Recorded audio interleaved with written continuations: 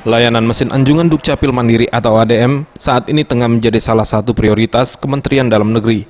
Dengan mesin ADM, layanan pencetakan dokumen kependudukan bisa dilakukan secara mandiri oleh masyarakat.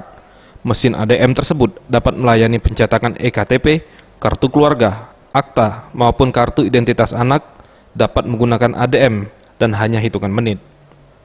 UPT Zona 1 Dukcapil Kota Palembang MPP Lutia Nazlah menjelaskan bahwa sebelum melakukan pencetakan di mesin ADM, masyarakat terlebih dahulu mendatangi loket pelayanan Dukcapil, Mall Pelayanan Publik, untuk mendapatkan akun dan barcode.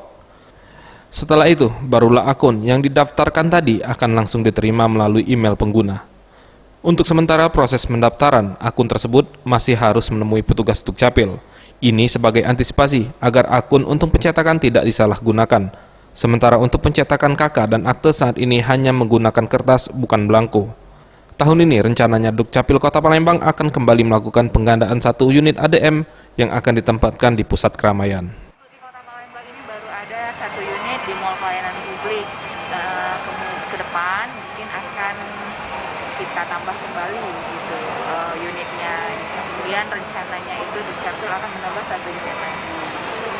Untuk sekarang penggunaan mesin ADM ini, prosedur yang kita gunakan itu para pemohon, masyarakat Kota Palembang memohon mengurus berkasnya ke Dukcapil, kemudian memasukkan email yang bersangkutan ke sistem kami. Kemudian setelahnya ditandatangani, berkas yang ditandatangani, kemudian dapat verifikasi dari Dukcapil melalui email berupa barcode. Kemudian barcode itu yang digunakan untuk mencetak berkas. Tim Liputan Sriwijaya TV.